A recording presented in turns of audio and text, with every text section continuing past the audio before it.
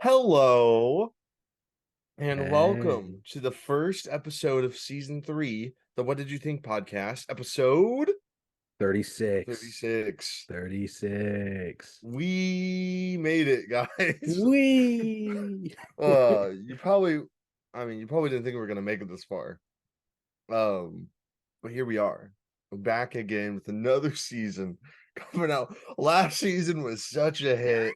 Yeah. We were so committed last season. Never missed a week.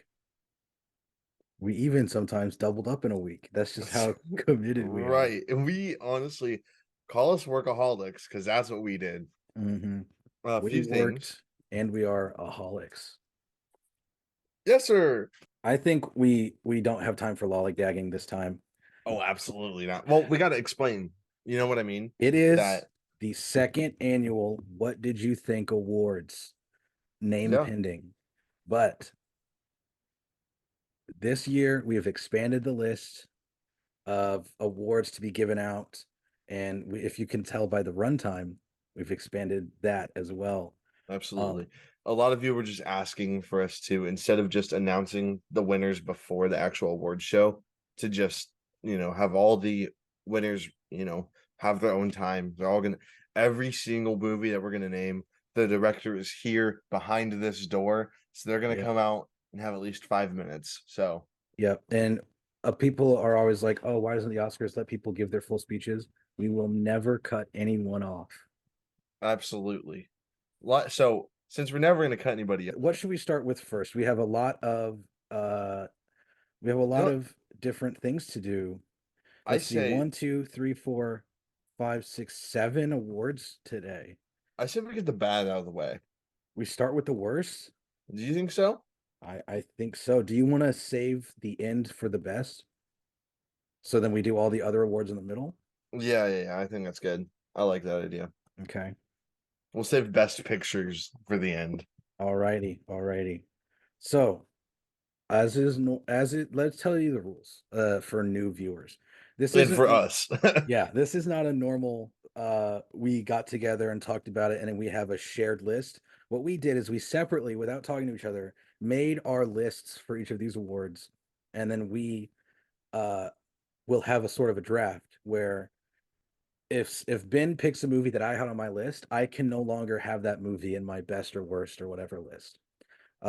So for also as is tradition, we will flip a coin to see who goes first. We That's got the important to say. coin. Well, Oh, I will say we have not seen several movies. oh yeah. If your favorite movie or your least favorite movie is not in here, it's specifically because we haven't seen it. You're To probably also right. to just name a few too, we have not seen Poor Things. I have not seen May December. I haven't seen American Fiction. I haven't seen Zone of Interest. Those are all movies that I feel like if I were to see them, they would be on this list. I So, haven't seen Gran Turismo. I haven't seen Gran Turismo. oh I haven't wow, seen Gran Turismo. So those are I just haven't three. either. Oh, dude, okay, I have an idea for another award. It might be too late, but we should do worst trailer next year. Okay. I And think like, that implies, and I agree with you, that Gran Turismo would have won worst yeah, trailer this year. absolutely. You know what? First award of the night. Congratulations, Gran Gran Turismo, for winning Turismo. the worst trailer out there. Thank you. Thank you, Gran Turismo, for having the longest and worst trailer of the year. So Night I will Swim now was giving you a run for its money, but I will now share my screen so that we okay. can see the coin flip. Call first you need to call uh which one you want. Let's go Tails. All I had righty. Tails last year. Hey, you Oh, got it. yes.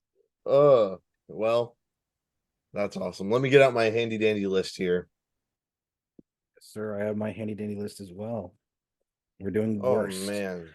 With worst, I honestly, uh, as with the draft, in order so that we both have five, we needed to come up with 10, just in case one of us were to take the top five of the other one somehow. But I couldn't come up with 10 this year.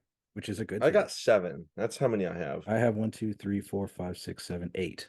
So, Whoa, and I think the only reason I have one more than you is because I saw one more movie than you did that would have been on your list if you had seen it.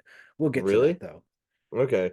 So first, like my biggest least favorite movie of the year. Oh yeah, we go from top to bottom. Yeah. You know, we're not So just number one for worst movies ever. This year. A lot of you probably saw this coming. It is Ant-Man and the Wasp: Quantumania. yeah. Um, congratulations.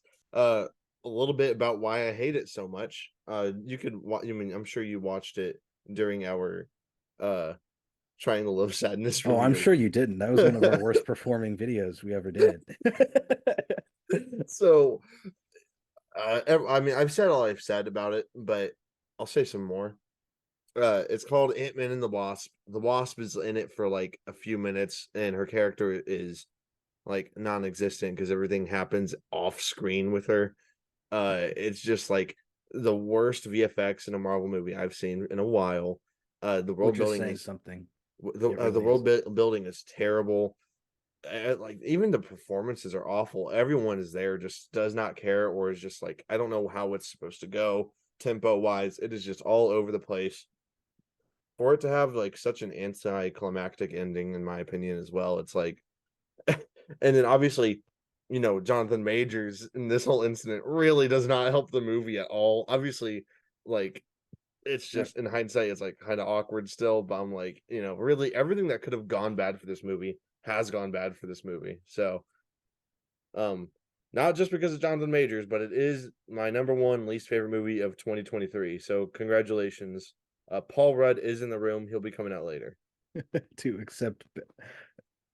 Oh wait, Hi, I'm Paul Rudd. yeah, that was him. Just Yeah, checking in. okay. I love that Uh, guy. so thank you for taking that. That was actually not my worst, but I did have it on my list. So Really? I'll have to come up with that later. But my actual worst of the year, and this is the one that I was talking about, we would both have had eight if you had seen this, is Rebel Moon. A late entry into the year, but squeaked in just in time to make the top of the worst list. This is my number two. Oh, you have seen it. I have seen it. Oh, wow. Um, Man, what to say? I first of all, I want to get ahead of the press, as we always say here on the podcast. You got to control the press before the press controls you. And I am not a Zack Snyder hater, never have been. I like a lot of his stuff, and I didn't have high hopes for this, but I wasn't one of those people who was like, Zack Snyder can never do anything good, ever. I was decently intrigued, I would say. And then so I was actually there opening minute when it dropped on Netflix, and I watched it, and man, did nothing happen. So much happened and so little happened at the same time. I think they forgot to write a story for this one. I really do. Yeah. And when I was watching it, I was watching it with Isaac, who, by the way, checked the comments for the Isaac Awards. Whoa. Yeah, that's a real thing. He'll be given his awards for all these categories. But we were talking about, man, this feels like it was made as a mini series, but then had to be condensed into two movies.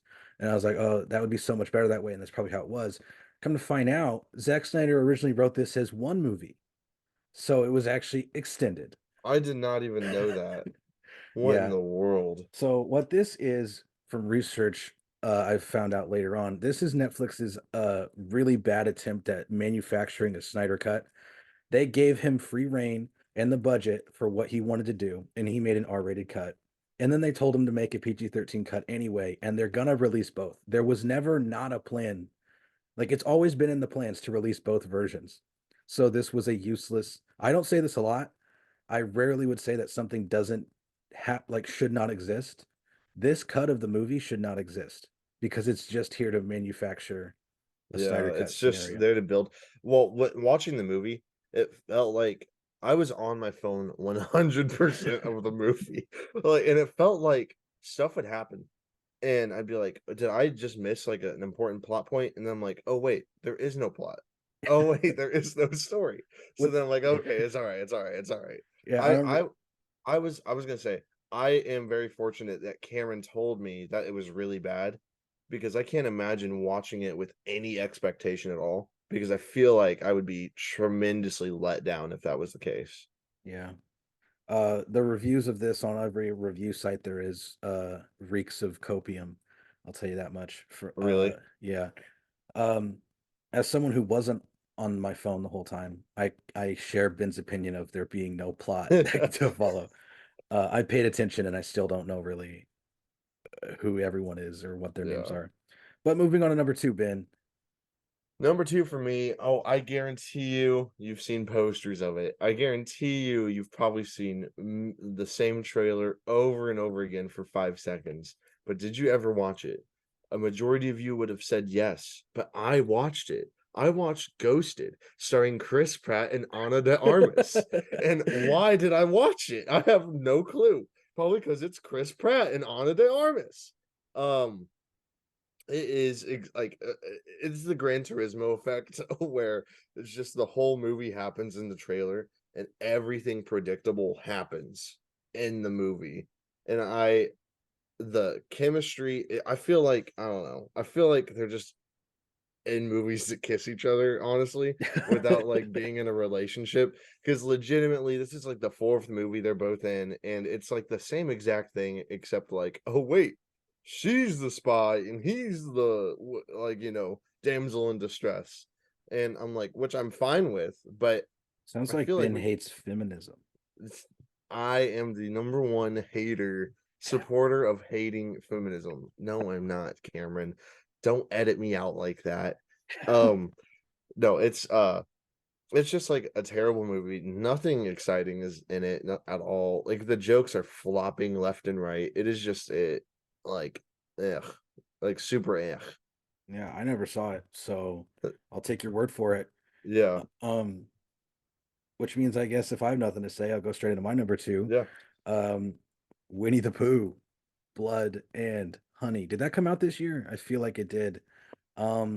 It was on some other lists, I think. So yeah, there's not much to say about this other than the fact, even though it's not on my number one spot. By the way, it's I was gonna say Rebel Moon is technically better than this. I don't know because while the I mean, it definitely is. like Like, let's okay, be like if real. you were to look at them without their contexts, yes, it's better. But understanding the budget that Winnie the Pooh had to work with and understanding the scenario that Rebel Moon came out of, Rebel Moon should have been better. Winnie the Pooh had no chance of being good. Um, but that's what happens when you make a movie that has no chance of being good. But It's the not thing good. that got it so popular is the fact that it's the IP of Winnie the Pooh. Like, Right. it could just be what, like, puppets, not even Muppets. It could just be called like whatever, Animals, Blood and Honey, and no one would watch it. But the fact that it had that Winnie the Pooh IP attached immediately was going to get clicks. Uh, right. And the same is going to happen with the new Steamboat Willie movie that is going to come out now that the Steamboat Willie has come into public domain as of January 1st. Um, Oh, is that the Mickey Mouse rated R movie or horror yeah, movie or whatever? yeah. But I've seen a lot of movies, not a lot, but I've seen enough movies of like the uh dumb horror slasher movies and stuff to know that Winnie the Pooh Blood and Honey is not as bad as it could have been. Shout out to my Killer Sofa fans out there. I've Um, not seen that. you know what it's like on out here in the trenches. So this is actually it was better than I was expecting, but it's still number two. Ben, take it away with My number number three. three, and I really do want to I should have put it at number two. Um, but number three is Exorcist Believer or something like that. The new Exorcist movie that came out this year. There is one good thing about this movie, and that it's Leslie Odom Jr. He's still a good actor, and it's probably because I'm 100% biased and I love Hamilton. But this movie takes like everything. Have you seen the first Exorcist? I've seen none of the Exorcists. Cool. So first Exorcist is like amazing. So it's like, hey, you guys love the first one. What if we just dog on this, like, and just destroy it completely and make this one so much like so bad that it taints everything else that has the word exorcist in the title. So that's what they did, and it's pretty like terrible. Uh, I can think of 2 good things for it. Like I said, Leslie Odom Jr., and then I think the makeup is pretty good. Okay, so calm down, everybody. Everything else, though, it's just, like, not scary, like, it's just And that's jump saying scare. something from Ben, not to call him out. Ben's a No, and scaredy that's cat. no, absolutely, but it's like, with the best thing about The Exorcist too is that, like, with The Exorcist, is that it can be so scary without flashing lights and just jumping at you, jump scares. It actually, like, creates the mood of there being something scary, whereas I'm like, "Oh, I already know this. Oh, it just jumped at me. Oh my gosh." So, yeah, it's just a terrible movie. I hated it, and I hope they never make another one. I really don't. I think they should have just, like, because that's another thing too. If there's a common blah blah blah, if there's a common thing of what we're talking about, it's like IPs, right? So it is IPs becoming available, and then people are making really bad versions of the movie. Whereas like Exorcist, yes, it didn't necessarily come available to public domain, but just Warner It was Brothers. purchased for the express like making a trilogy was the goal. Exactly, like, Warner Brothers poured a bunch of money into it so that way they could just make their money off of it, and unfortunately, this is happening a lot from what I've noticed, and, like, if we kinda, as film lovers and movie lovers and moviegoers don't, like, stop, supporting these movies coming out and just being absolute garbage, then they're just gonna keep on doing this with all of our favorite things, right? I mean, they've been doing this too. It's not just like it's a recent thing. Like, I mean, the Spy Kids movies, guys. Look at the Spy Kids movies. 3 perfect Spy Kids movies, and now we're getting this trash. But no, it's like it's just terrible. I mean, they kind of did it with Lord of the Rings a little bit. It's just like I don't know. Yeah. Sorry. What's your number? I got off on a No, little you're tangent. good. Trying to Ben keep politics out of the chat. Ben says vote with your wallets, folks. Um, my number three is kind of following off of your what you were saying. It is The Flash. Whoa. Man, am I surprised that it made it three spaces in. I thought that was going to be my number one. Um, I I don't want to go too long into this. I've said this 100 times in my personal life, and as of right now, that's pretty much the only people who watch this, so they've all heard this before. But um, I've seen this 1.5 times because the first time I watched it, the theater broke halfway through. This theater got overheated, and so the audio stopped working, and then the movie froze. So keep in mind that was the hype around this movie was astronomical. Everyone expected it to be like bad, and then reviews started coming out early. It's actually one of the greatest things ever made. Tom Cruise saw it. Everyone was talking it up. James Gunn was like, "I love this thing," and like everyone is talking about how absolutely fantastic it is. So when I go there and it's bad for the first half, I'm like, you know what? They turn it around in the second half. That's what it is.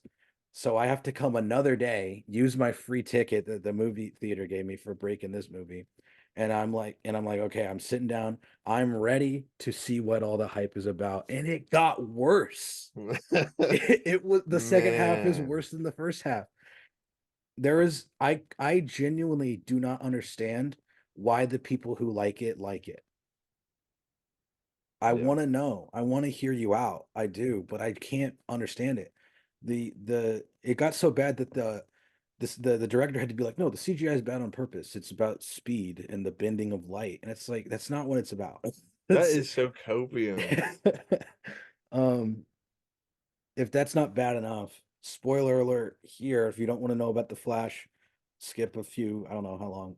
But if you look at it from a certain perspective, our version of the Flash is the villain of this story.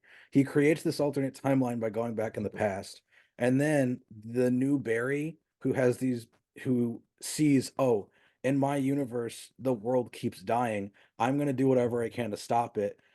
He gives his life thousands and thousands and thousands and millions of times to try to stop his world from ending. And the main Barry gives up after like two or three attempts and stops the other one from doing it. And if you switch the main characters, this guy becomes the villain. He's stopping you from saving your planet, the only place you've known as home.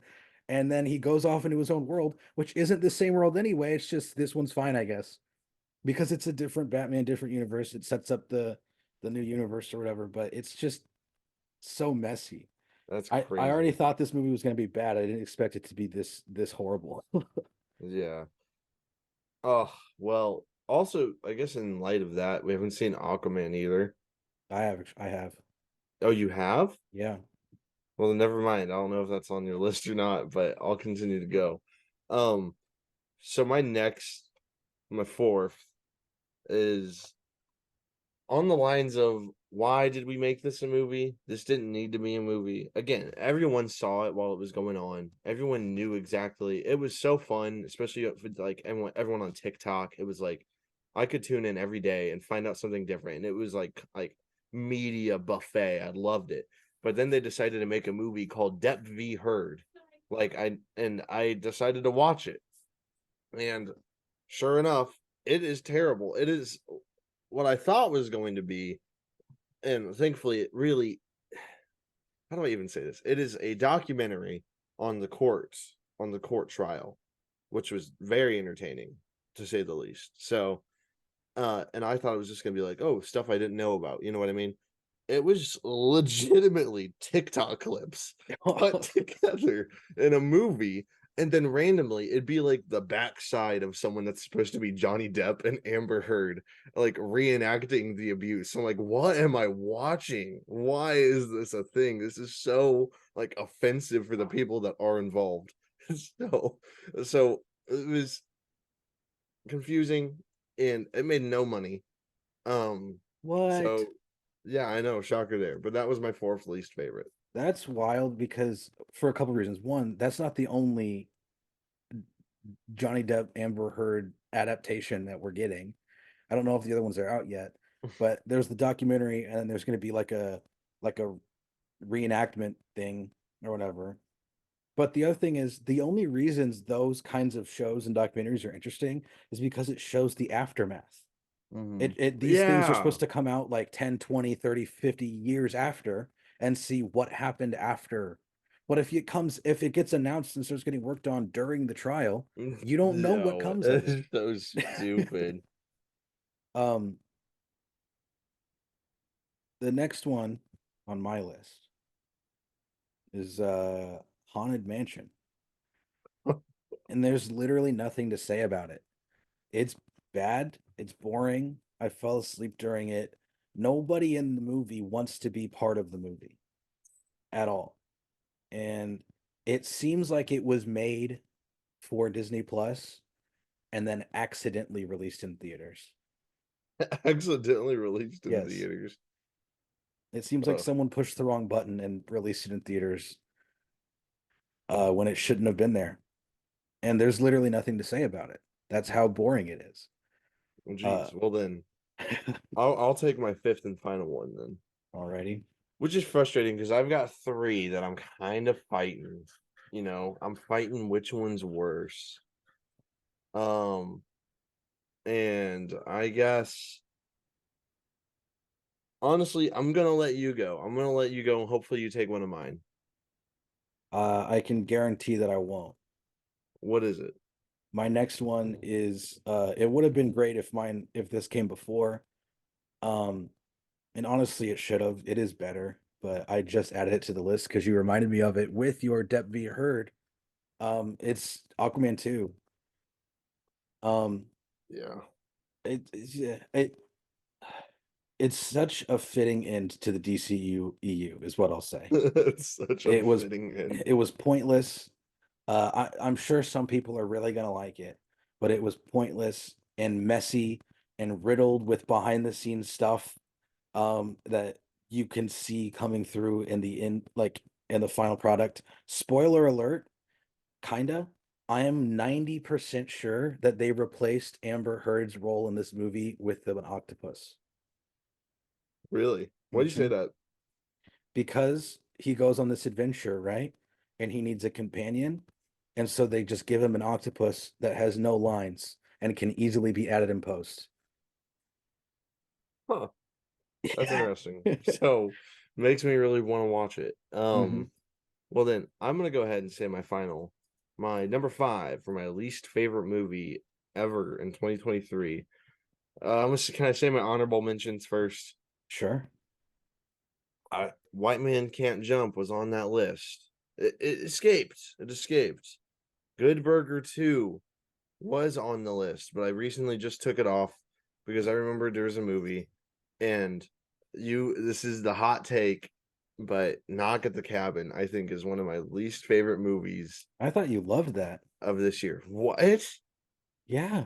I did not like this movie at all. I thought you really liked it. And you had I the did not. oh, that's weird. I left early from the theater because I was having an anxiety attack, not due to the movie. And then uh when I finished it at home, I was just like, eh. A part of this is probably my fault too for watching this, later with interrupted viewing. But I felt like I was waiting for a twist that never happened.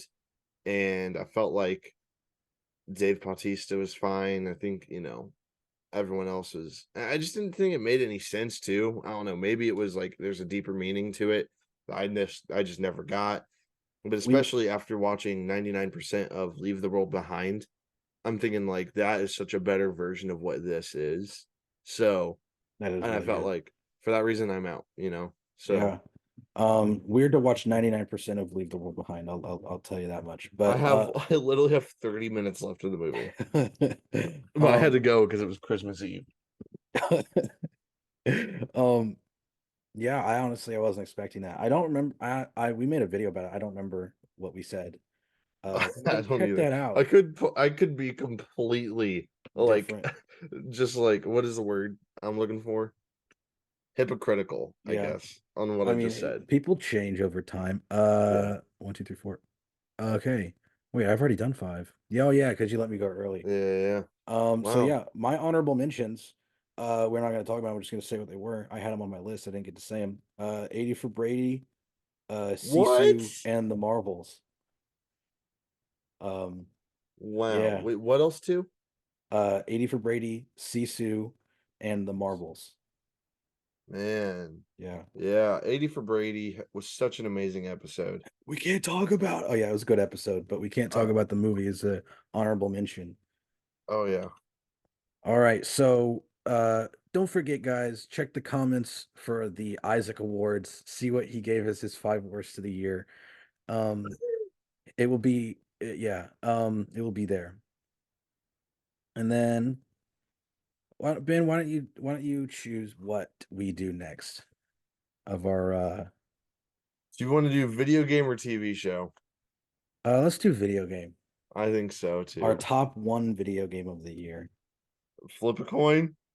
Okay,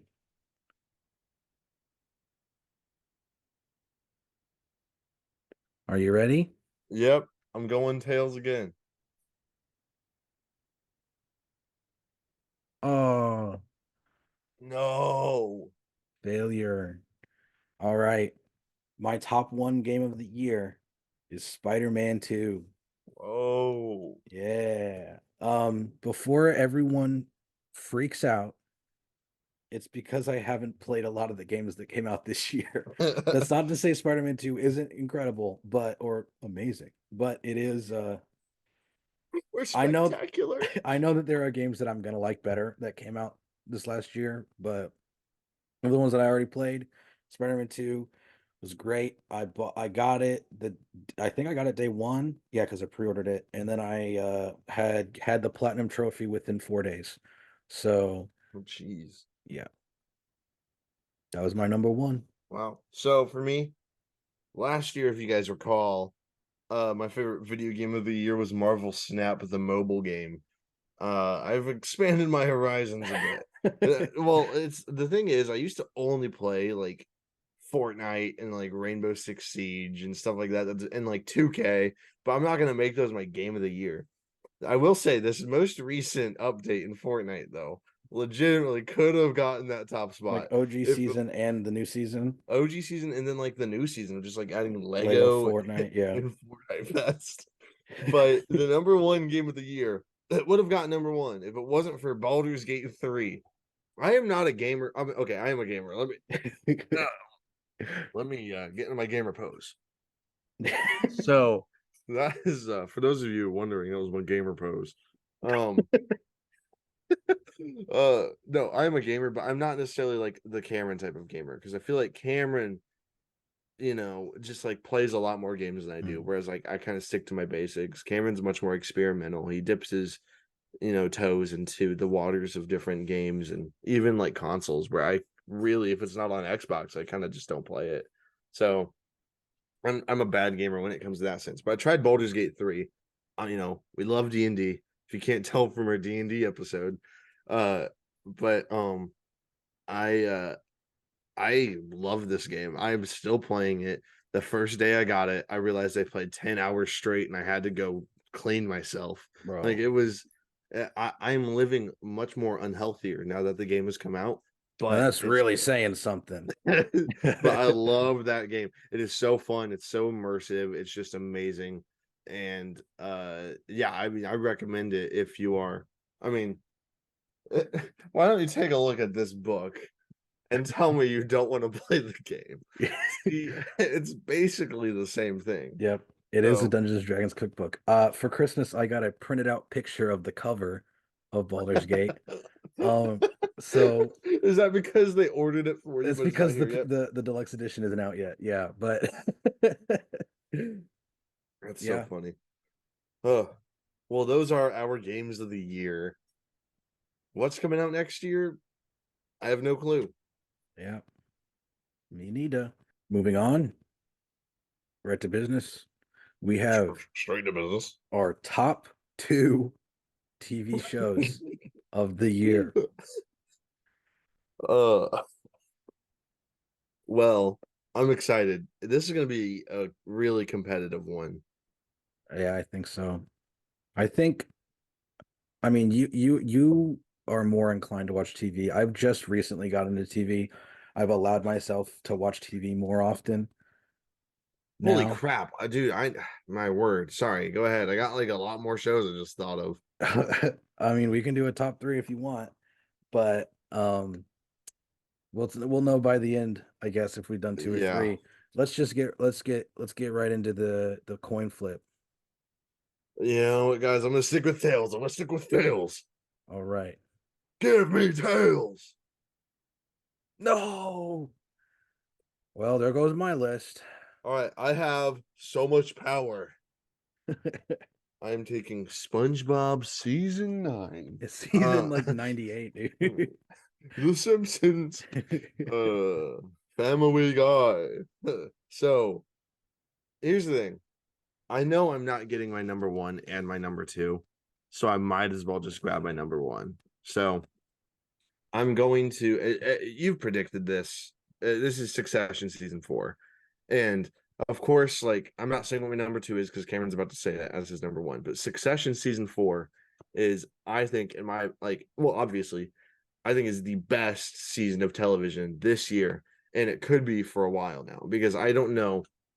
It balanced some really, really intriguing and just terrible characters, like terrible in a good way, like written amazingly, but just terrible people, and took just amazing characters and somehow gave them an ending that they deserved.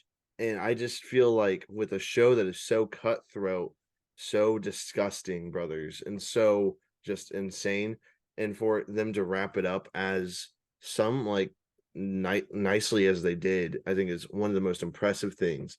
And it's such a huge like accomplishment by Jesse Armstrong and like the creators of that show because this is a really difficult show that I can't even imagine to like attempt to make. And then to make it as good as they did for 4 straight seasons is remarkable. And it's like such a huge accomplishment. So easily my favorite show that I've seen. It might be my favorite show ever, but for sure my favorite show, this year. Um, and I'm just, Roman Roy and Greg and bro, I just love everybody in that show, man. Yeah. Oh, that's my number one. What's interesting about Succession is that's one of those shows that had two things going against it for a finale. One, so popular, especially for the kind of show that it is. Mm, And so the thing that you want to do as a studio is to just keep it going.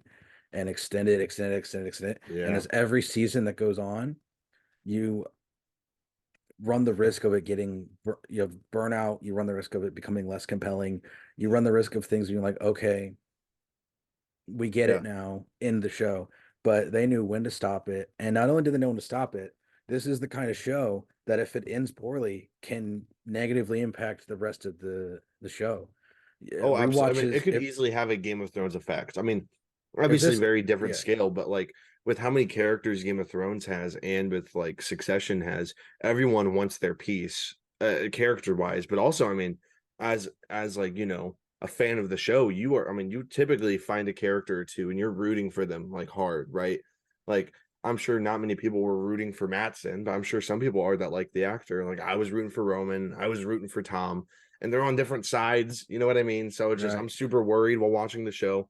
And then during season 4, they give us one of the best episodes I've seen in television, which is I think it was episode 4. And I mean, we're gonna get into spoilers here for just a second, but I mean, Dad, Eli, if you're watching this, skip the rest of this section. my bad, No, fam. no, go ahead, go But ahead.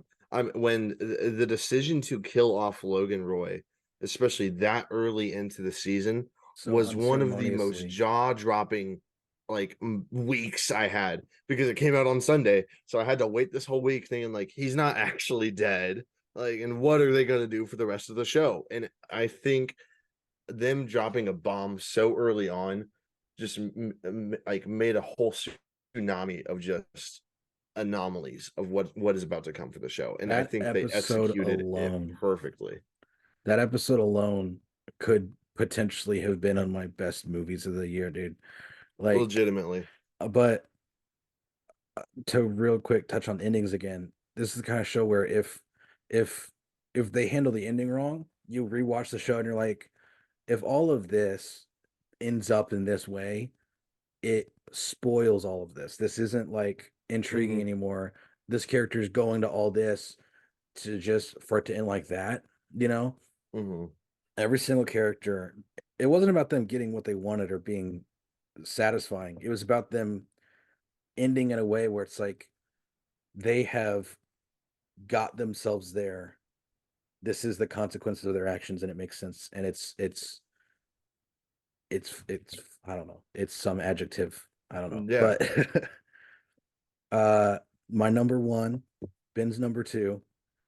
Well, this is also my number two, but since Ben took my number one, this is also my number one. Um, Barry season four. What? We both agree. He's shocked because I read his mind. Um, what Are you for real? I am for real. Um, Barry season Okay. four. Yeah, let's talk about it.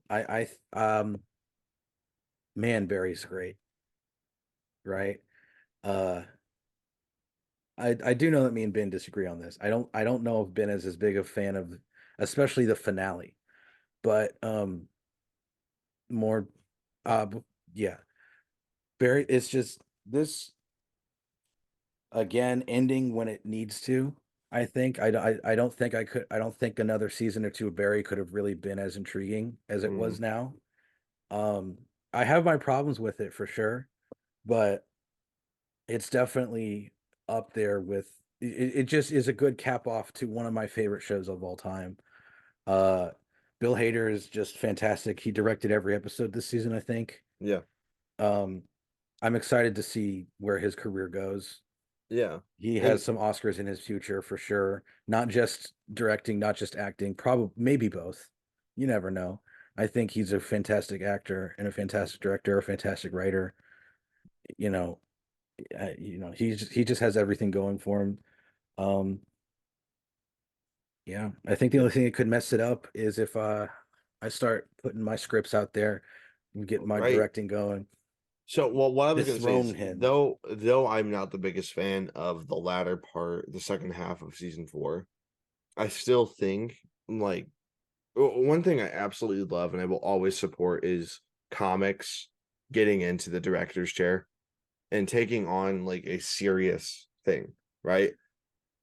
Let alone it be like a role like Barry or even Bo Burnham directing his whole, inside. Like I think all that is super impressive to not just think of it as like I need to create like I need to be the content, more like I need to create the content in a sense. And I mean, yeah, like Bo Burnham's is different because it's like, it was Bo literally Burnham still just did him. eighth grade. And oh, and that's yeah, absolutely. I think that I feel like it's so impressive to me that they can kind of like, not that they flip off that switch, but like it proves that they are so, like, these comedians are so impressive and they're so, I mean, just creative that they like, I mean, I feel even like comedy really kind of you have to have a lot of the skills it takes to do less comedic things. right. It helps you read the room. It helps you get the feeling for how you think about things, how the world is, how other people think about things. Well, Eternal Sunshine of the Spotless Mind is like, I mean, yeah, you know, he what's his name? What in the Jim world? Carrey. Thank you. Jim Carrey didn't direct it, but that's a serious role, Hmm. and I know he went through a little arc in his career of doing some serious roles, but I mean, that was like, that's not a funny role, not a funny movie, kind of the opposite, a depressing movie. And yet, like, they are able to get into that position, a vulnerable of not saying, "Hey guys, I'm funny Jim Carrey. Hey guys, that's me, funny Bill Hader. What's up? What's up?" No, it's they're able to take on the serious role that deals with serious issues and somehow make it one of like my favorite TV shows of the year. So it's awesome. Yeah. I hope I see more of it. So are you good to continue? And number two for Ben. So my number two, I thought you were gonna take this. Well, I'm gonna take it now. My number two is The Last of Us. Hmm. That Um, what were we gonna say? you talk first. This is your thing. I don't deserve to have this because It's not my number two, by the way. Cameron introduced this to me, right? The video game, The Last of Us on the PlayStation. Um, and contradicting what I said, where I only play Xbox games, I play some PlayStation games at Cameron's house when I was a bachelor. So, um, but no, he introduced it to me. I've always heard about it, but somehow I have a really amazing superpower that I can go through life and not get spoiled for stuff that's been out for 40 years. So I somehow never was spoiled for anything, and I loved it. I loved playing the game. And then of course, when they announced they're making a show, you get worried, you get scared, but then you hear Craig Mazin's making it, the guy who made Chernobyl, which is one of the best shows I've never seen, Friend of the and podcast, Craig Mason. a friend of the podcast. And then they get Pedro Pascal, who's great at what he does. And they And then demonstrate a respect for the source material that some Halo shows don't have. yeah. Well, and watching The Last of Us, I could never be more happy with it because what I was always wanting to do was show Sarah and show my family the story of The Last of Us without having them play the game. And unfortunately, it's not going to hit as hard because you're not spending these hours with these characters of you playing it. And we talked about this in our episode, but like, it's really different from playing a story game when you're playing it versus somebody that just watches it and just watches the cutscenes. But this show does such a great job at following the source material. And when it does branch off and do its own thing, it works so well for a TV show, better than probably what they would have done if they just stuck with the game. And I mean, my mom loved it, my dad loved it, Sarah loved it, and it's so good. And then, I mean, they announced what they're doing with season 2 and 3, and now I'm kind of worried again. But I like HBO. I mean, I think it's only been HBO shows that have been on our list so far. Yeah, So it's no, it's not a dumb thing to say that they know how to make shit, like know how to make TV shows. So I shouldn't be worried anymore. It's just the fanboy in me is worried. right. Um, yeah, I also agree that The Last of Us is a good show. I don't it never was gonna surpass the game in my mind. And it didn't. But and that's just because the game is so burned into my brain Yeah. that Well, when I you have a saw 4,000 hours in it, dude, yeah, it's gonna be burned into your I brain. do, yeah, I play it a lot. But I saw a Jacksepticeye clip where he was talking about his experience with the show, and it just perfectly, it was one to one with what I was thinking, where he really liked it, but there were things that aren't really flaws with the show that bothered him. Like the way they say the lines in the show isn't the way I remember them saying lines in the game. That's not a problem with the show. That's just my Yeah. brain expecting one thing and getting another. But that's just to say I like the game too much for this to You surpass have it. no idea what loss is. You have no idea what loss is. Yeah. Yeah, exactly. Exactly. But that that was just to say it was never going to take over the game, but the fact that it's a conversation, is this better than the game, shows how good it is. And it is a perfect alternative way to do it if you have someone in your life you want to share their story with who does not play video games and Yeah. never will. Um yeah, I have nothing else to say about it. We did a really I probably my favorite episode of this podcast is Yeah. about that show. So, except for this episode. This episode's the best. This is my favorite episode. Yep. With my number two, which by the way, if you didn't take Last of Us, it was not going to be Last of Us, Really? really. And I think with this, we're going to be able to do a top three Okay. because I don't think you have this. It Okay. is, I think you should leave season three Oh, that's a with good Tim one. Robinson. You know what? I forgot that came out. Man, dude. Oh, go ahead. Tim Robinson, man, that whole series. It's just what's so great about I think you should leave is every season you can just burn through and like as soon as it comes out, you'll crack up nonstop. You won't be able to breathe for 6 episodes.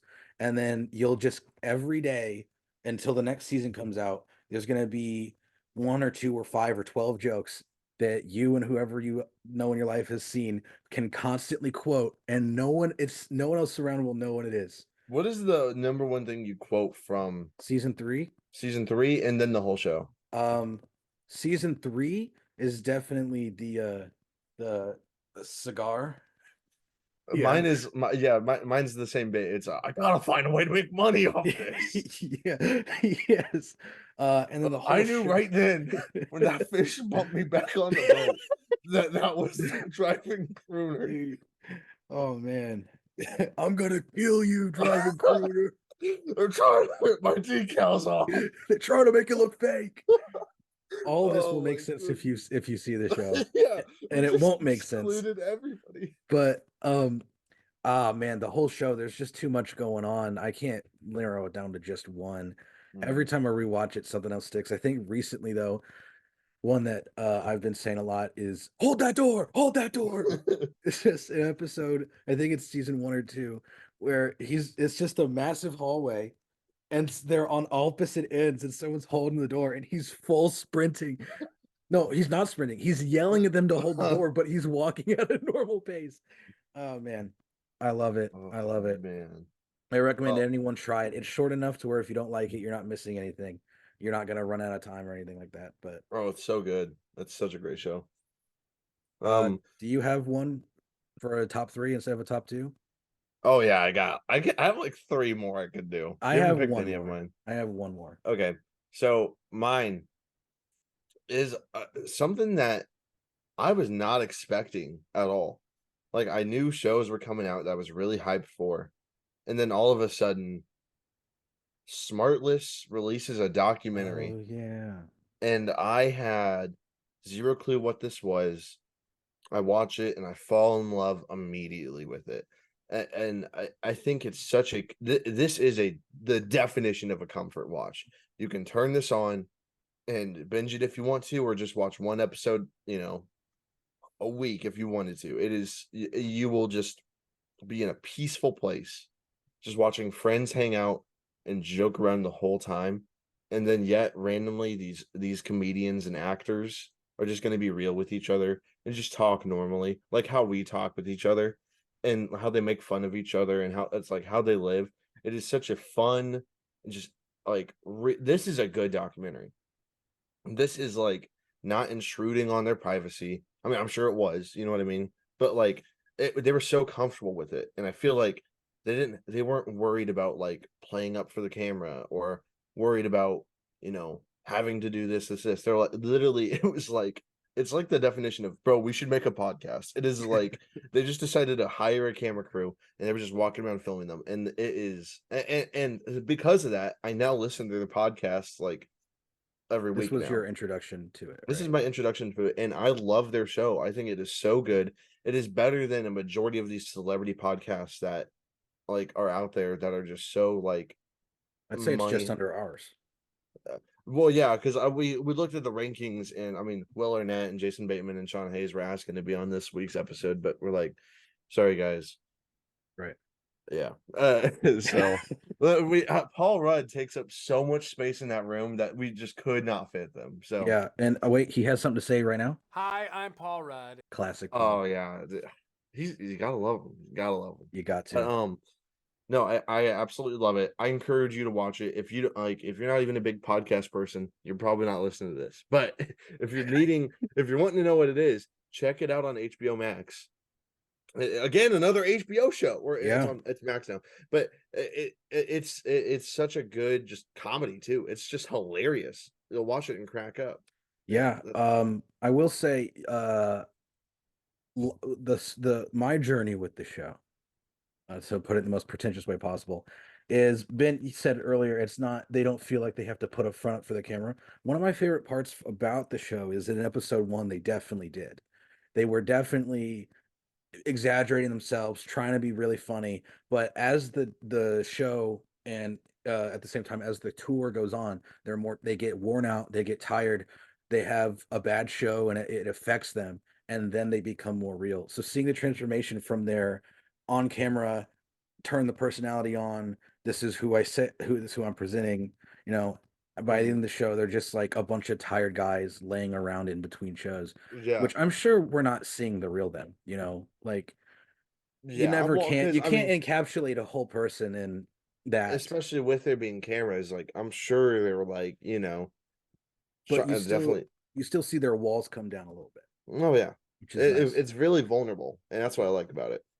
Um, my third and the final one of what I could think of for this. So I think we should just stick to a top three. And if you have honorable mentions, you can say them. Okay, But my third is Survivor 45. My really, introduction to Survivor. let's That go. was the first time I It's ever just watched his favorite Survivor. show ever, guys. Well, it takes a special show to for me to come in season 45 and be like, I want to start this from the start. So I know that fans would say this is a mid-season or this is fine or whatever. I don't know the epic highs and lows of high school football. That Right. is Survivor. But this was a fantastic just roller coaster to go on as someone who has always heard of Survivor in passing but never really watched it. Watching this weekly, being invested, who's getting voted out next, who's going to win, it's just I enjoyed it, and it has inspired me to go back and watch 44 other seasons of this show. I've already seen season 1. 43 more to go. Yes, sir. So Ben, what's your third? Well, Oh, wait, I'll that talk was about your Survivor third. for a second. Oh yeah, go dude. So, Take your um, time.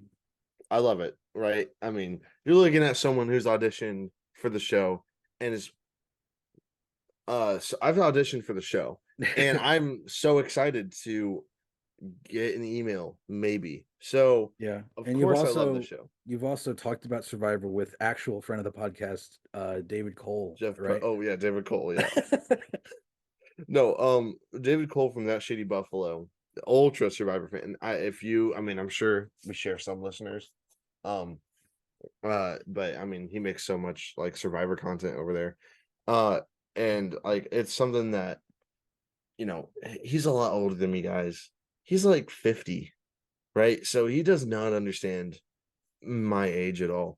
Getting Cameron into the show was the best thing I could do because now I get to talk to him about the show and we can relate as 20 somethings. So, it's pretty awesome. No, I love the show. I love the, strategy of it, the human chess of it. It's so good. If you're not a big reality TV show person, I understand it. It's definitely not for everybody. But I think that watching these characters, these real people, it's just like how they act on an island. I'm sure some of them play it up, but I think that it is just like getting strangers and seeing how they all act together is just one of my favorite things ever, and it's just such a good show and I love it. Yeah. But I'll go ahead and say my piece, Yeah. and Fans that of is That Shady Buffalo, by the way. He has been on two of our episodes, our Oppenheimer and our Last of Us episode. Go ahead, check them out. Okay. Anyway, um, so yeah, my last piece is One Piece. No, it's not One Piece. It's real. Also, that'd be broken too. I just realized that because like seasons have like hundreds of episodes in it. So, it's not One Piece. It is The Bear season 2. I think Cameron kind of saw this one coming. Um, The Bear season 1. After I watched, it, I was like, "Oh, that's pretty good." Yeah, I really enjoyed it. It had like some really good episodes. Some of it was just like, oh, like pretty decent. It wasn't enough to like get me like super excited for season 2. I knew they were making it. I figured they would. I think, second. Um, this is the second show that's not on Max. So, it's a Hulu original. I'm excited for it. I like Jeremy Allen White. I think he's a good actor. Um, and I think he's really good at carrying the show. Season 1 was fine, hits and misses. Season 2, all home runs. I absolutely loved season 2. It starts off super strong, and halfway through season 1, it kind of lost its grip a little bit, and they somehow make that like they tighten that grip even tighter halfway through season 2, giving an I know you've not seen the show, so giving one of the best episodes that I constantly argue with myself on, is this better than that Succession episode? That Wow. is just that good. And it's got like really famous actors and actresses in that show. And I think it just like it's perfect for the season that we're in right now, actually, because it does take place around Christmas time. It's just such a good episode. And then the episode following that is one of the most underrated episodes. The only reason that people don't talk about it as much is it came right after a monster episode, and it's like one of the best arcs I've seen with a character. I am in love with every character in the show in a film critic way. And I'm excited now for season 3. I think it's on a roll and it's just killing it right now. Yeah, that was a lot of talking for an honorable mention, Ben. Kind of Oh, ruining the it was an vibe of our honorable show. mention? No, it wasn't. No, it wasn't. No, it wasn't. Um, but yeah, I don't know. I might end up cheating on the movies because I have a Netflix special. Um, that might be Do you there. have any honorable mentions other than that? I don't think so, no. Okay, well, then I'll give an honorable mention real quick. That is Physical 100, another reality show. Oh yeah. Yeah, it's pretty good. I haven't finished it, but As someone who has finished it, pretty solid. really. Yeah, that was our shows. Don't forget to check the comments for the Isaac Awards. Shut I'm gonna up. call that out as much as I can. Um, I think the next thing we should get into is our surprises and Disappointments. Yeah. disappointments. Do you want to do surprise or disappointment first? Man, I think let's do disappointment first. All right. I don't want to flip another coin. I'll just let you go first. I want you to go first. Oh, thank you. Okay. My disappointment of the year is something I was not expecting to be a disappointment for two reasons. One, you don't expect disappointment. That's kind of impossible. But two, I wasn't super excited about this movie when it was announced. And I wasn't super excited about it up until about the day that I watched it. And that is Maestro. Hmm. Probably the biggest disappointment of the year because, like, first of all, I love A Star Is Born. I love Bradley Cooper as an actor and as a director. Um, uh, Bradley Cooper, cool guy. I like a lot of the stuff. Everything I've seen him in has been fantastic. So, what could go wrong? Then I find out it was supposed to be made by Steven Spielberg, but when Steven Spielberg saw A Star Is Born, he like walked over to Bradley Cooper and was like, "You're directing Maestro." And so it was like a torch being passed to him by Steven Spielberg himself. Oh, why And did he then do that? you see in the credits, you see it's executive producer Steven Spielberg, executive producer Martin Scorsese, and then you watch the movie and it's just like such a nothing movie. It's like what people um it it is Oscar bait in my opinion. Yeah. And I hate to say that because there's definitely passion behind it. He studied 6 years. He studied for 6 years on conducting classical music. And it shows, but in one scene is what it shows. It doesn't really it doesn't enhance the experience because the experience isn't really all that anything. Man, that Uh, stings. the most the review that I read that I agree with a lot is like, I feel like I haven't learned anything about these people. And I think that's I know that's what a biopic is supposed to be about. You learn about what their Hmm. life goal was, what their life was about, was important to them, how they got to where they were. I didn't learn any of that stuff. He likes music. Yeah. Well, I think with my biggest disappointment of the year, not saying this movie's bad because this is not a bad movie, but especially from coming from a creator and a director who is astoundedly made terrific movies and has such a significant style. Wes Anderson's Asteroid City to me is my biggest disappointment of 2023. Wow. And respectfully, right? I think that, like I said, he is one of the best directors that are, alive right now, that is working right now with such uh okay, sorry, with such a unique style that is uncopyable. I feel like this was just so bland, especially with the time of people on TikTok and stuff making their own Wes Anderson stuff, and honestly thinking that like it's working a bit better than his style is kind of ironic. I think like the story I thought was pretty underwhelming. I think the set design was fine, but I felt like the actors weren't as into it anymore. I didn't feel the magic that I felt with other Wes Anderson films, and it frustrates me. Not like, I'm not saying this is a bad movie by any means, but maybe I was expecting too much. Maybe I was expecting another, Best Picture nomination coming from, one of the best creators, especially following French Dispatch. I felt like I was going to get something really good, and I felt like I just didn't get that with this. Mm. Can't say I agree, but that's an interesting opinion, Mr. Brown. Yeah, yeah.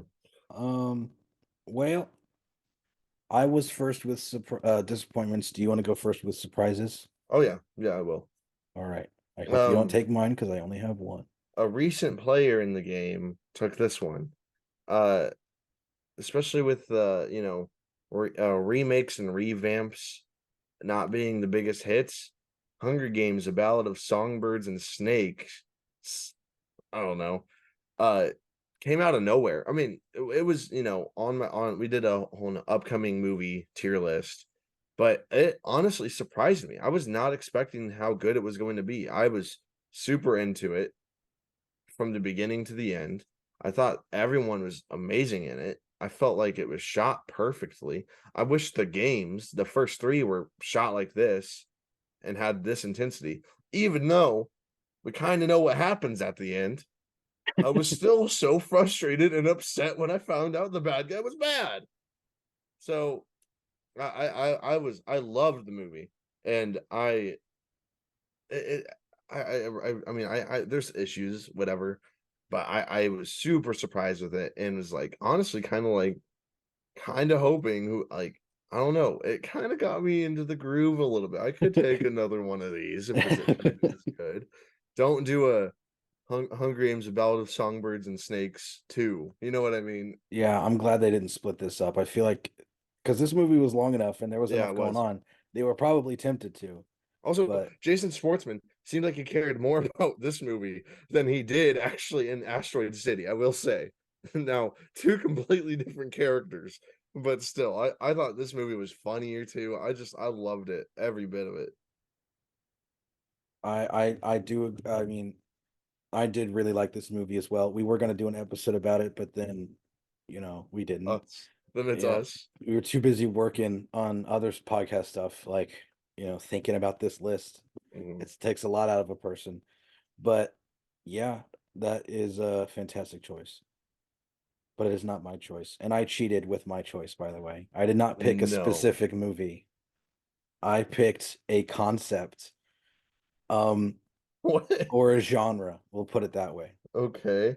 Video game adaptations. Okay. Okay. Yeah, yeah, yeah. I like it. I like Man, it. they are, if you told me last year that this year would have been, well, it's 2024. If you told me in 2022 that 2023 would be a year full of actually good video game adaptations, I've been like, Boy, get out of here. What was a video game adaptation last year? Uh, uh, you mean the year Mario? that I'm talking about? We had Yeah. Mario, which was way better than I expected, animation wise and just enjoyment wise. We had Five Nights at Freddy's, blew me Yeah. away, dude. I Fantastic. love that movie. It was fantastic. I mean, going into it with my expectations, it was fantastic. The Last of Us, obviously, was on your list. And you know what? Surprisingly, I never watched it. I heard Gran Turismo was better than the trailers made it seem. Really? So I also heard good things about Twisted Metal. I never watched that either. Um, Is but if that we the Anthony Mackie show yeah, or movie? it's a show. Yeah. If we can keep this train rolling, I have high hopes for the Fallout show. I have high hopes For the for Minecraft the Last movie? of Us show, for the Minecraft movie with Now that Jason Jack Momoa. Black's in it? I you know there's a light there's light at the end of the tunnel for video game adaptations. When there Halo is no tried darkness, really whatever it is. hard. Halo tried really hard to make it seem like video game adaptations could not be good, but we had plenty of examples. They tried so hard. We had plenty of examples of it working, which has eased my stress a little bit, but I will still never not be stressed until I've seen it. God of War on Amazon could be good. But that's a thing. They're making a TV show. Don't get me started. Who's it But starring and why? we don't know, and because God of War made a lot of money. So, Is it an Amazon show too? yeah. Yikes, man. But At hey, least it's not Paramount. let's not think about the future. Let's think about the past. And the past tells me that Five Nights at Freddy's, Super Mario, Last of Us, and two things that I haven't seen but I heard were good were all good this year. Nice. That is awesome to hear. Also, they released Marvel Snap the movie. Dude, I forgot to watch it. Technically, Dungeons and Dragons, Oh yeah, that's not a because video game, but it's it is Baldur's Gate 3, though. true. It's an IP that no one expected to be translated very well. Yeah. You can't make a Dungeons and Dragons movie, they said, and they said Chris Pine looks at all you and goes, "Watch me." We got two more awards to give out. Yeah. Obviously, we saved the best for last, which means our penultimate award of the What Did You Think Awards. And if he does it in the order we did it, the Isaac Awards also is the Yes. best movie that we watched for the first time this year, but did not come out this year. Yeah. So You go first. I go first. Yeah. As I went back into the recesses of my mind and I scrolled through my letterbox, I saw all the movies that I watched in the year 2023, and there were a lot of good choices there. None of which I will go over because that would take too much time, except for The Godfather. Whoa. Whoa. I didn't even know you watched that. Yeah. Um, I need to watch that. it's crazy that a movie with such like legendary status around it can actually live up to the hype, Really. but it is just that good. Like, Really. yeah, I'm excited to watch The Godfather 2 and then play The Godfather 2 on the Xbox 360. That's the thing. Yeah. Oh my gosh. But yeah, I'm excited to watch the second one, and I'm also interested in what the third one did wrong because apparently it's not as good. Um, but man, it is iconic. I understand why it is held to such a high regard. I understand why it's studied. If you haven't heard it already, Mr. Mans, who made it, you did good. There you go. What about you, Well, Ben? well, for me, it was a tough choice. It really was. And I watched many a good movies. I watched one that I thought for sure was going to be my favorite, and which was going to be Lady Bird. I loved that movie, but I remembered I watched an artsy movie called The Act of Killing, and not knowing anything about it and watching it traumatized me, shocked me, and like changed my perspective on people. I am so surprised that a movie was able to really do that, and to get me to feel the way that it felt. I think the fact that it's real is one of the most unsettling things. It is scarier than any movie I've seen, not because of like For those who don't know, what is it? it is a man that was a part of or led a death squadron, and I can't remember what country it was. Um, basically, these documentarians are having him reenact all of his kills in different forms of media.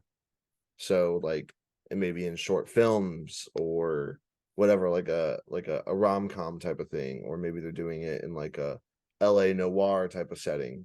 They have him just reenact these kills that he did to real people, and then they show him afterwards. And it is insane what this dude did for him not to understand remorse or anything, and then showing him the aftermath and showing him the project that they made and how it's like blowing up in this guy's head now all of a sudden is one of the most insane things I've ever seen in my life. And nothing will ever take me away from that first experience. I will always be thinking about this movie and how just impressive it was that they were able to make this, because I can't even imagine like having this idea and then getting this guy to do this. It is nuts, nuts. I recommend it. Incredible movie. Yeah, that's one I've been wanting to see for a while. Um, on that note, let's bring the Yeah, mood up a super little depressing. bit. I'm so sorry. No, hey man, it was the best that you saw this year, but didn't necessarily come out this year. Um, but now let's get to the best of this year. Which we're gonna have 5 movies for. Paul Rudd, if you could supply us with a drum roll. Hi, I'm Paul Rudd. Thank you. You gotta love him, You man. gotta He's love just him. he's like so good at that. Free of charge too. This is all pro I know. bono. I'm gonna be really nice. I think this is dangerous, but I want you to go first, Ben. I know what you're gonna do here, man. Because I really want number one and number two, but I know you're taking number two first. So that's Hey, what I'm gonna take. you said that for the TV shows. All right. Who knows? I have stuff in here I know is not on yours, and I'm sure it's the other way around for you. My number one is going to be Anatomy of a Fall. Good pick. So I it was in our most recent, or one of our most recent episodes. So I'm not going to go I think it talk was too our much last about it. episode, yeah. Yeah. So yeah, I love the movie. I'm upset that France snubbed it from being nominated. Um, everyone in it is incredible. The story is incredible. Pacing is incredible. Cinematography is incredible. It is incredible, and I love this man. I can't wait to show people. Um, I think this is just an incredible courtroom drama. So yeah, that's all I have to say. I just love it. Yeah. Watch it. It's Yeah. Watch our review of it to hear and say more. I yeah, agree with all of Ben's opinions except for the ones that I disagree with. I don't know if there are any, just watch the video. that's what Cameron just said. Yeah. Um, now I know that you're gonna get movies that I don't have and that I should have, and maybe I shouldn't let you go first. But that's just because my number one is definitely not your number one because you just said yours and it wasn't this. And that is Spider-Man Across the Spider-Verse. Oh Or no, yeah, man, dude, I wanted dude, that one so bad. dude, what, dude? I that's that. My phone I case. I watched that movie 5 or 6 times in theaters, man. Hmm. It is it is fantastic. And it is like I like the first one. I really like the first one, but I didn't get the hype. This one, I feel like I got the hype and then some. Yeah, It is great. There's like I think we recorded an episode for it, but like the file got corrupted. and I was so excited about that It's episode too, because you crazy. and I were both so passionate about Yeah. that. Oh my. Well, I know this is your movie, No, but go off. I'll talk Go about it off, too. King. Since we never really got to upload our episode of it, like obviously we're not going to fully review the movie now, but Right. I think like what you're saying that like it felt like watching Avengers or watching like Endgame and just wanting to watch it again.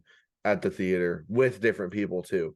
Like I didn't realize after watching the first one, I realized like, okay, wow, the animation's really good. I didn't realize how much better. Like, how could they do it better? How were they able to do that better? And they I think did. the animation is a million times better in this. I think that like the first one I was like, man, this is like the best animated movie I've seen. And then after watching this, I'm like, wow, this is like one of the best movies I've seen. Like it is amazing. The story, man, the let alone, and I'm attached to everything going on. I think that this is impressive. From I think it's Phil Lord and Chris Miller are the people who made it. It makes me, you know what I think is going to happen. This is what I think is going to happen.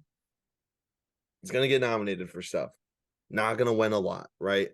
What I think, I mean, Martin Scorsese and Nolan, and I mean, now we've got Denis Villeneuve next year, but Scorsese and Nolan aren't going to compete next year. I think we could legitimately see a Spider-Man, whatever Spider-Verse Part 3 or whatever, really just if they make a bomb movie that's not coming out next year, but whatever, in 5 years, The year that whatever. it does come out, yeah. The year that does come out, like I legitimately think that it could have like the same hype. This might sound stupid as like Return of the King did when it Wow. was like everyone was so hyped about it, and the conclusion, I think it could just really do well. I'm so excited for what's going to happen. Man, I love this movie too, just because like there's this one thing that I've always wanted to see in movies, and I'm sure it's out there, and I'm sure all you lovely people are gonna put a bunch of recommendations in the comments for me after you read the Isaac Awards. But um there's this thing that I've always wanted to see where the emotions of the characters affect the world around them in a certain way, in like kind of crazy ways. And that was in this movie. And one thing that I heard a lot in the reviews is that, oh, it takes a minute to get going, but once you meet up with Miles, it really starts going. That first 10 minutes where we're in Gwen Stacy's world, Gwen Stacy's universe is what I'm talking about. Her emotions just change the colors of the world. It changes how things are drawn, and just that display of how the characters are feeling, and then take that across the entire movie. This is really long for an animated movie, and it's just every frame is spectacular, and I love it so much. And I wouldn't have watched it 6, 7, 8, 9, 10 times if I haven't watched it that many Right. times, but I Well, will at some point. it came at like a time where I really haven't wanted to go back to a movie theater and watch the same movie I just saw. And let alone, I'm like, I'm so amazed by how good this was. And I was like, I gotta show my cousins. I gotta watch this with blah blah blah. I gotta watch this with blah blah blah. Yep. And then I am so like I'm just so happy. And I get chills watching the movie. I don't know if you did, Oh but yeah. like I'm just like so like, oh my goodness, a way that this animated movie, and not to say that as like a negative thing, but like like that movie is able to make me feel the same way I'd watch just a regular live action movie. It's giving me the same feelings You I've watched said some of my favorite movies. you said it was kind of like the Avengers Endgame kind of thing, and I agree with you in that. In Avengers Endgame, you got all your favorite superheroes teaming up together to beat up the bad guys. In this movie, you got all your favorite emotions teaming up together to beat up the audience. And Right. No, it's yeah, that's such a good. I mean, I plan on rewatching this the day I go to see the next one, so mm, I get it back to back because it's definitely just gonna pick up right where it leaves off. yeah, It really I is. feel I have like I think this is my first. We don't do numbers on the podcast, so I think this is my first favorite movie of the year. When I watched it, Hmm. I would legit okay. Like again, this might sound cringy, but I got like everything everywhere vibes watching this, and it could be because of multiverses and stuff, but I think it was just like the same style, and I think like I've never seen anything like this before. It was Yeah. like the same thing with everything everywhere. It was like, this is amazing. Like I'm having like just creativity diarrhea in my head. And I'm like just about to explode. And take all that, and then in a year with so much superhero fatigue, to Hmm. show superheroes can still be interesting, you just have to do it right. You have You to just have to make it care. interesting. Yeah. That's legitimately what it is. But I think we've talked about it too long. You can think about what we would have said in that episode that never came out if you want to hear our thoughts Man, about so it. unfortunate. But But yeah. Ben, I want you to go on to your number 2. My number 2, I was worried you were going to take Anatomy of a Fall if I picked my real number 1 first. That's my So number 5 on this. So you Anatomy are, of a Fall is? yeah. Oh, okay. Well, I risked it for the biscuit and it didn't necessarily work out, but The Holdovers is my number 2. Technically my number 1. If you there's no the only common thread here is that we saw them at Heartland. Uh, but The Holdovers, like we said in our episode, is one of my favorite movies. Again, I think I have like 5 favorite movies that I've seen this year, so that's awesome. Uh, wait, don't fact check. Anyways, so I love it. Paul Giamatti, love you. Divine Joy Rudolph, love you. Dominic Friends of the Sessa, podcast. I love you too. All friends of the podcast. They're all in that room right there. So, Yeah. but I think Paul Rudd said they have a message for us. You want to deliver oh, that message, Paul what is Rudd? it, Paul? Hi, I'm Paul That's Rudd. weird to Dude. come from Paul Giamatti. I think you got the Yeah. last name mixed up, but it's fine. Oh yeah. You know what? That's nice though. Like, anyways, I love the movie. Alexander Payne, what a beast. I don't think it's gonna do well at the Oscars. I probably win a few awards, but I absolutely love it, and I'm glad that like a Christmas movie is able to do as well as it is. So Yeah. I'm interested to see where the main kid's career goes, because this was his mhm. first thing ever. Yeah, that's And awesome. man, what a debut. Um, Yeah. I feel like I have to hurry. I feel like I have to go quickly because I think this one's up for grabs. Although I don't know if you ever gave this the time it needed. I don't. But my second favorite of the year is Killers of the Flower Moon. I was gonna take that if you didn't. So that's Gee a good golly move. gosh, what a crazy movie, man. I mean, I had never heard about the Osage stuff that went down, Right. and this was what a man. Does it make you feel terrible when you're watching it? Oh, absolutely. Yeah, I feel terrible like existing after watching that Yeah. movie. But dude, it's so wonderfully made, and it's just like Your first Scorsese movie too. other than the bad Michael Jackson bad music video. Yeah. He made that. Yeah. um Wow. but man, I'm struggling to figure out what to say just because I have Mm. like everything whirling around. It is crazy. It's gonna get a ton of nominations. It'll win a few things. I feel like It it's could win the big one too. it could win the big one. Uh, I know there was a lot of discussion about like movie length and if this was deserved, and I did not feel like any second of this movie was filler. I was so frustrated when I got sick on the hour 2 mark when I still had an hour left of the movie. Like an hour and a half left. Oh Yeah. yeah, I was so frustrated. But I legitimately started throwing up in the movie theater bathroom and I had to go. Um, but I legitimately kind of missed my favorite part when I left. Because the whole movie is kind of it deals with a lot, right? But it talks about the upbringing and the upcoming of the FBI. That's kind of a big focus, especially in that third and final act of the movie, where when everything hits the fan. And then we have the cameo of Brendan Fraser's character, which jump scared me, man. I was not expecting that. Oh, bro, it's such an amazing movie, though. Yeah. Is that it? Is that all you got? That's all I have to say. I mean, I have more movies, but you got to go next. What do I do here? What do I do here? Okay, so I'm on movie 3. I'm gonna grab one of the big two. The one of the big two everyone's been talking about. I'm gonna grab Barbie. Oh, you wee, dude. That was close. Listen, Talk about it, man. yeah, Speak on that. I enjoyed it. more than I did the first movie that we watched. You know what I mean? Of Oppenheimer, because I feel like that's what you're grabbing next, which will not to spoil anything, but Barbie is. I kind of have a common theme here. I think a lot of this is lighthearted, except for Anatomy of a Fall. But Barbie is so great. It's hilarious. If you listen to that Shady Buffaloes episode that we're on, we kind of say the same thing, but it is so funny.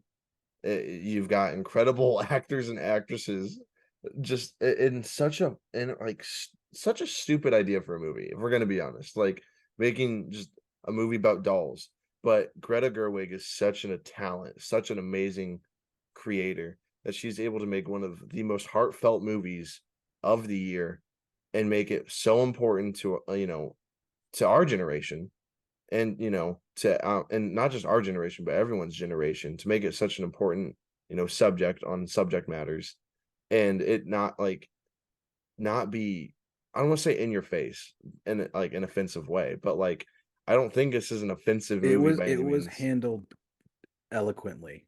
Yeah, I think this is like, for what they were gonna make, I think this is like perfect. I don't understand why people were getting upset about this, and we talk a lot about this in David's podcast, but I had no issue with it. I loved every second of it. I'm cracking up.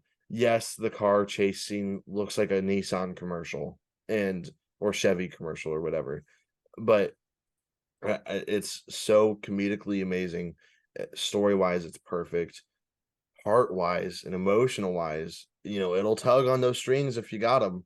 So it's just a perfect movie, man. I just love it. Yeah, it was definitely the funniest of the year, I think. Yeah, And that's what I have to say about that.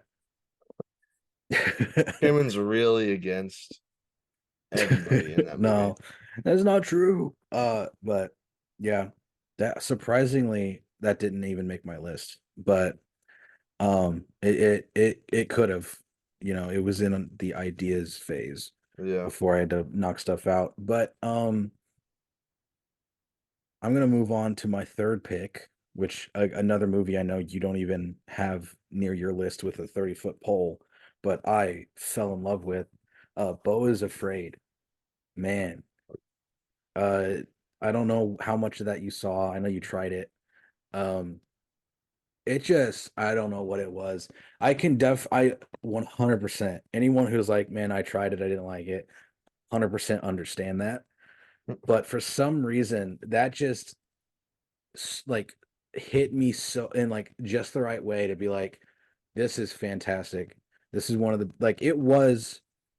I think it came out after Spider-Verse, so it was never my favorite movie, but it was always in up there with like this could be one of the best of the year, and it still is after the year's said and done. Um, 2 hours 59 minutes of just utter nonsense that nuts. that worked for me. It worked for me, and there's no way to describe it. And it's unfortunate that if you haven't seen it, that you had to miss it in theaters. But I still think if watch some other review for it first, maybe, or maybe don't go in I feel blind. like But if you're worried about it, maybe watch Chris Stuckman's review or something. I don't know, but it it works best blind if it's gonna work for you. But if not, feel free to stop it because it's 3 hours long. I feel like with me, I definitely looked up what was going to be in the movie because I was okay. Like, I'm a big Ari Aster fan, right? And he is notorious for having insane things in his movies. So I wasn't worried about like, oh, like what if there's a lot of gore or what if there's, like scary things in the movie. I wasn't worried about that. I was just like, especially after hearing mixed reviews, I was more curious on like, well, it's not going to be showing in my theater in forever because AMC where we go and watch it is like notorious for getting really late screenings for movies I want to see. Like we still haven't gotten an American Fiction screening yet, or like, we just started getting Poor Things at our theater. So they take its time. But when I looked up and I found out, like, I guess I should say the final boss at the end of the movie, I was like, oh, I gotta watch this now, man. I gotta know what this is about. And I probably made it like an hour and a half, maybe 2 hours in. And I was just like, this is definitely not for me. I like more of his horror stuff. this is I'm not understanding anything. So, Yeah, this is my but I will only. say, sorry, go ahead. No, you got it. No. Nope. Well, I was gonna say I do really respect him as a creator though, because again, like this is something I can't even imagine. Like even in my dreams, I won't think of anything as insane as this. Yeah. And for him to put it on paper and then on paper put it on the big screen is so impressive on how that like how his brain works that way. So I mean, of course, there's respect there. Yeah, this is my first and only Ari Aster film as of right now. Um, and yeah, I'd say he's worth the hype. And if this is supposedly his worst movie, that's crazy. I mean, to me, it is, but it's also so different from the rest. Like he he he's strictly horror, and this is Yeah. I think more of a comedy. I kind of intentionally didn't really say anything about it because I think if you're the kind of person who'd be interested in this, you've probably heard about it. If you haven't seen it yet, you should go into it not knowing what happens if you can. Yeah, Because every step of the way it's just like, wow, that's crazy. It can't get crazier, right? And then it does. Up until the final minutes of the movie. In a 3 hour movie that starts out that crazy. It's wild. nuts. Well then, Benji boy, take your fourth pick or third. I don't remember. I'm gonna do it. I'm gonna get the big two. Then I'm gonna grab Oppenheimer. I got to. You got it, man. I got to. I got to take the biggest blockbuster hits, man. With Barbie and Oppenheimer on my side, I'm completing the Barbenheimer Infinity Gauntlet. Mm-hmm. Chris Nolan, where do you start? Like, is with one of the best filmographies out there. Like, he adds to it with yet another insane, amazing movie. It's grounded. You know, it's in typical Nolan. It's like super grounded, super long, and everyone is talking all the time, and you got to pay attention. Otherwise, you're going to get lost. And it works. I think it works so well. Um, like I said before, I love courtroom dramas, and I got that in the final part of this movie. Robert Downey Jr. gives probably his best performance that I've seen. He'll probably get the Oscar for supporting actor.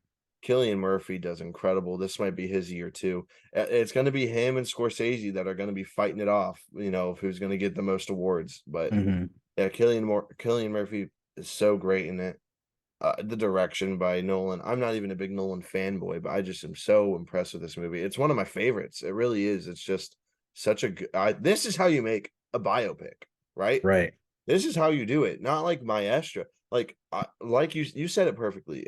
You're supposed to learn something about these people, and before then, I knew the atomic bomb existed.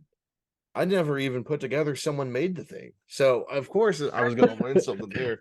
But like I learned more with this than I did Maestro. That's a good point. I knew more about Oppenheimer going in and still learned more than I did about Leonard Bernstein in his own movie.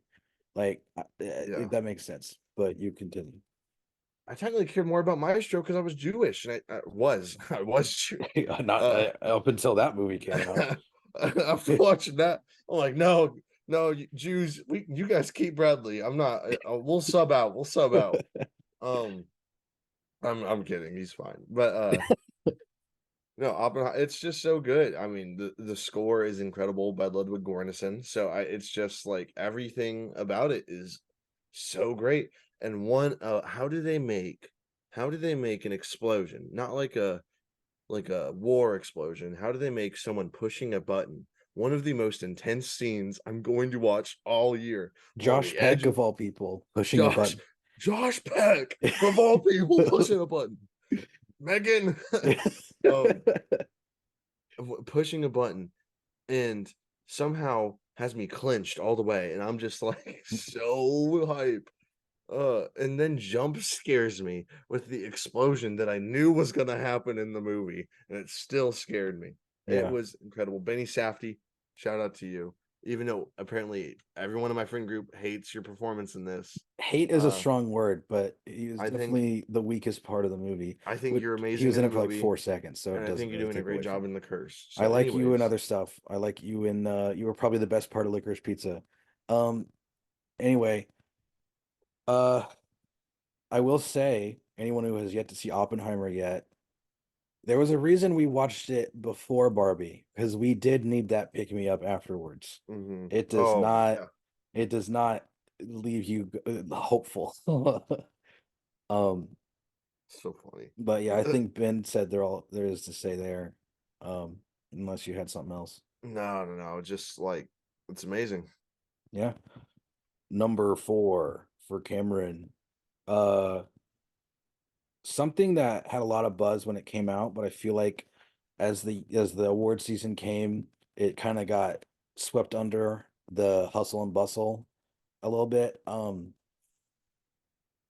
Guardians of the Galaxy 3 Whoa, was just in a year, the same thing I could say for Spider-Man 2, in a year of terrible, terrible, terrible superhero movies, especially terrible, terrible MCU movies.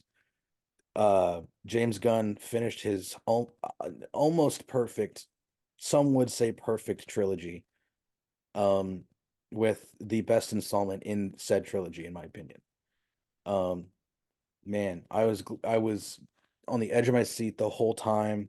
Like they get you with like surprisingly like there's a level that I know there was some talk about this. There's a level of surprising like gore in this movie, but there's also if you take that and there's also a level of surprising gut punches emotionally. And like right. I already knew this was going to be a sad movie. You see the trailer for the first time, you're like, okay, this will do it. This will make me cry at a movie. Surprisingly, it didn't, but it was the closest I've ever come to it, probably, at least for a Marvel movie. But like, man, Bradley Cooper redeemed himself beforehand for Maestro with his performance as Rocket in this. Um, what do you have anything to say about it? It made me cry. I think the music in this is amazing. Dog days are over. I'll never be able to listen to the same way ever again because I'm now gonna always think about somehow a movie that was so hyped up to be super sad had one of the most happy endings I've ever seen in a sad movie. I was surprised. Pleasantly surprised, I will say. And Among Us was in the movie, so that was cool too. So, I mean, yeah, 2 thumbs up for me. Oh yeah. It does make me hopeful for James Gunn in DC. I hope he can kind of Yeah, work things out over there. yeah. But Ben, your fifth and final movie of My the 5th and list. final one, I wanted to take Past Lives, I really did, but I saw one of my favorite comedians put out a special called Baby J, and I'm taking Baby J. John Mulaney returns after being, in rehab for a lot of his issues that he had, and I think what he gave us was so honest and just so again, I've said vulnerable a lot, but it was super vulnerable for him to make himself like the butt of the joke and just kind of walk us through his whole like traumatic experience and some make have a way to make profit off of it. It was such a fun and kind of like depressing watch a little bit. Just like I mean, it's awesome that he's getting his life back together, or it's back together now. But like it's awesome to see like or hear like kind of what happened, what could have really destroyed what a brilliant comedian he was, and now he's back on top, better than ever. And I just think like his jokes were hitting. I watched it on the couch and I was like, I just don't want this to end. I was super into it and loved it. Yeah, dude. I almost put that on my list. I didn't, Really? but that was I remember watching that. I showed it to my parents. It was really good. I was interested in if and how he was going to come back. I'm glad to see him coming back into Spider-Verse as well. Yeah, But dude, the yeah, hypest moment in the movie. what a I just way to washed my hands. That's why they're wet. it was nice to see him land on 2 feet after the kind of explosion that happened in 2020, I think. Hmm. Um, yeah. So perfectly understandable, and I'm sure a lot of people will agree with you with that final pick. But what I know won't be agreed on between us is my fifth pick. I did not expect you to not agree with this until a few minutes ago, but my final pick of this video is Asteroid City. I didn't know Oh, you hated it with all your guts, but I mean, in classic Wes Anderson fashion, I loved it, like every single bit of it.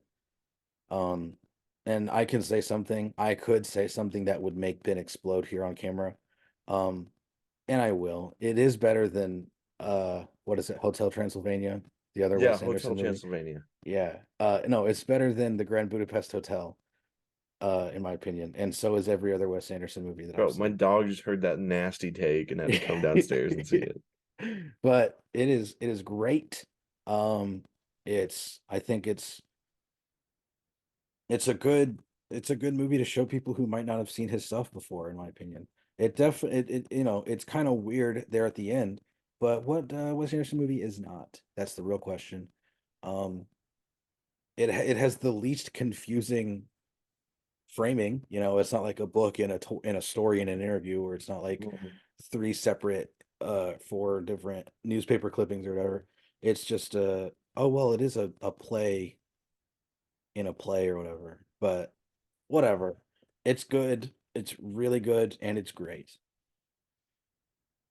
Um, I think everyone in the cast did good. Did really good. Would love to see what he's doing next. I mean, I haven't watched Yeah, his Netflix shorts yet, but yeah. Well, that's it for the annual end of the year awards for the what did you think? The what did you think award end of the year name pending yes. What did you think? Is my about our question for you, lists. the audience. What was your best, worst, most surprising, most disappointing, best movie you watched this year that didn't come out this year? Your best TV shows, your best video games, Yeah. and what how do you feel?